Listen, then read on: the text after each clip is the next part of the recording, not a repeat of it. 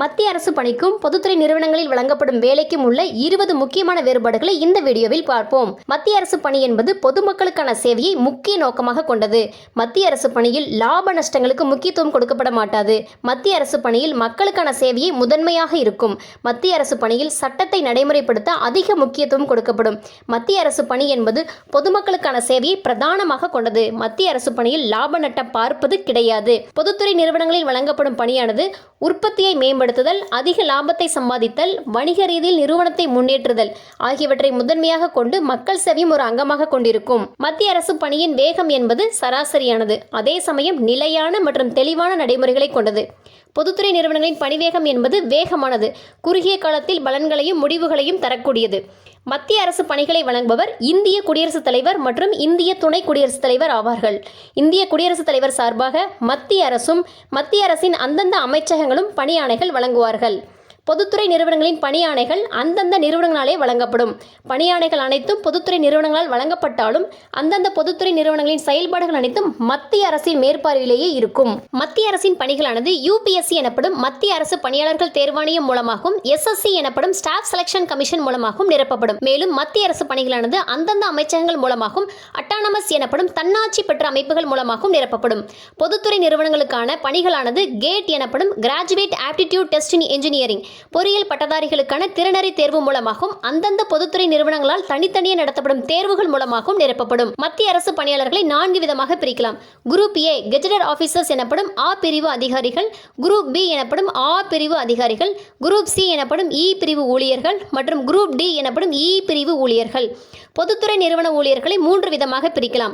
முதலாவதாக பொறியாளர்கள் மற்றும் நிர்வாக மேலாளர்கள், இரண்டாவதாக சூப்பர்வைசர்ஸ் எனப்படும் மேற்பார்வையாளர்கள் மற்றும் மூன்றாவதாக ஒர்க்மன் எனப்படும் நேரடி பணியாளர்கள்.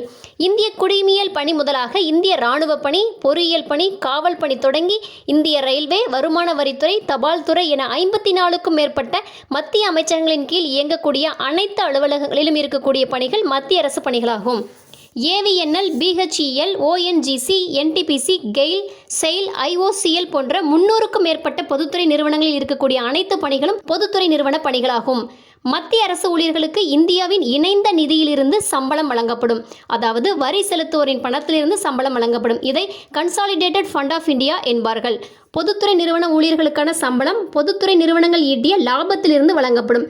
அதிகமாக லாபம் ஈட்டிய பொதுத்துறை நிறுவனங்களின் ஊழியர்கள் பெறும் சம்பளமானது மத்திய அரசு அதிகாரிகளின் சம்பளத்தை விட அதிகமாகும். மத்திய அரசு ஊழியர்கள் 1/1/2016 முதல் 7வது ஊதிய குழுவின் பரிந்துரைகளின்படி சம்பளம் பெறுகிறார்கள். மத்திய அரசு ஊழியர்கள் 1/1/2026 முதல் 8வது ஊதிய குழுவின் பரிந்துரைகளின்படி சம்பளம் பெறுவார்கள். பொதுத்துறை நிறுவன ஊழியர்கள் 1/1/2017 முதல் 3வது ஊதிய திருத்தம் மூலமாக சம்பளம் பெறுகிறார்கள்.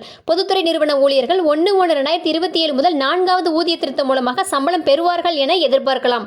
மத்திய அரசு ஊழியர்களின் சம்பளமானது அடிப்படை சம்பளம், அகவிலைப்படி, வீட்டு வாடகைப்படி, போக்குவரத்துப்படி, புதிய ஓய்வூதிய திட்ட ஊழியர் பங்களிப்பு, புதிய ஓய்வூதிய திட்டத்தின் அரசு பங்களிப்பு, குழந்தைகளின் கல்விக்கான படி மற்றும் இதர சிறப்பு படிகளை உள்ளடக்கியது.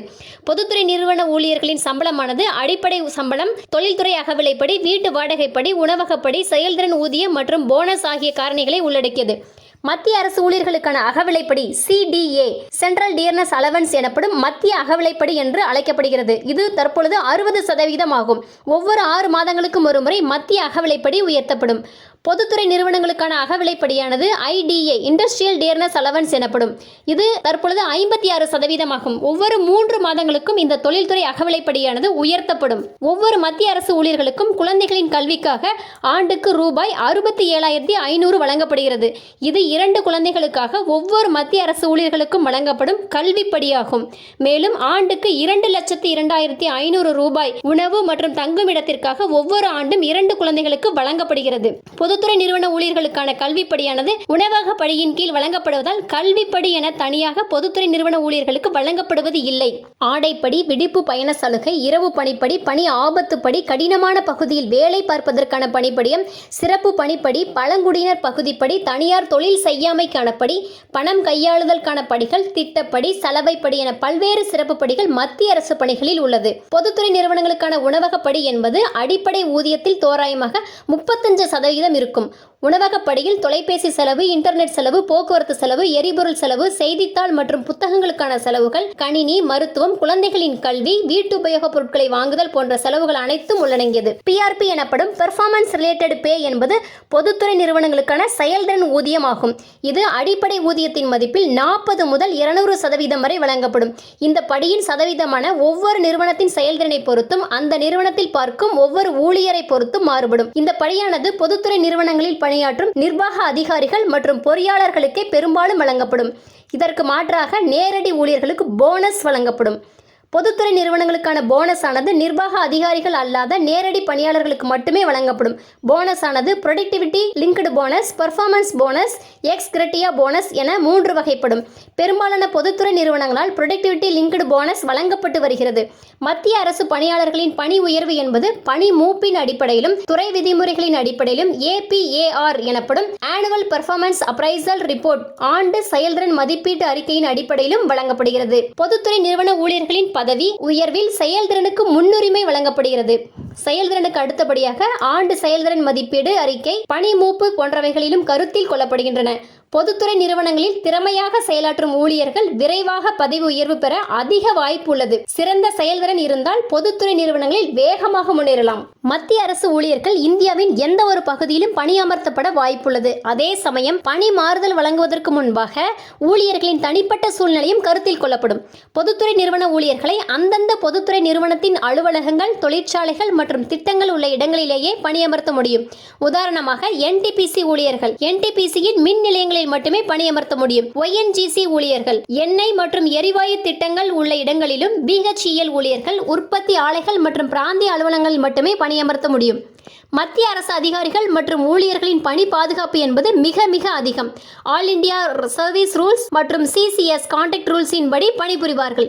மத்திய அரசின் மேற்பார்வையின் கீழ் இயங்குவதால் பொதுத்துறை நிறுவன ஊழியர்களின் பணி பாதுகாப்பும் சிறப்பாகவே உள்ளது. பொதுத்துறை நிறுவன ஊழியர்கள் அந்தந்த நிறுவனத்தின் சேவை விதிகள் மற்றும் மனிதவள கொள்கையின் அடிப்படையில் பணி பாதுகாப்பை பெறுகிறார்கள்.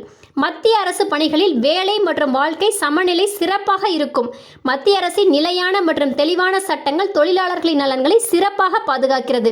பொதுத்துறை நிறுவனங்களின் பணி சூழலானது கார்ப்பரேட் மற்றும் கவர்மெண்ட் கலந்த கலவையாகும். உற்பத்தி, இலக்கு நிறைவு, மேம்படுத்தப்பட்ட தொழில்நுட்பம், அதிகப்படியான பணப்புழக்கம் ஆகியவற்றை உள்ளடக்கியது. ஒர்க் லைஃப் பேலன்ஸ் என்பது இடத்திற்கு இடம் மாறுபடும்.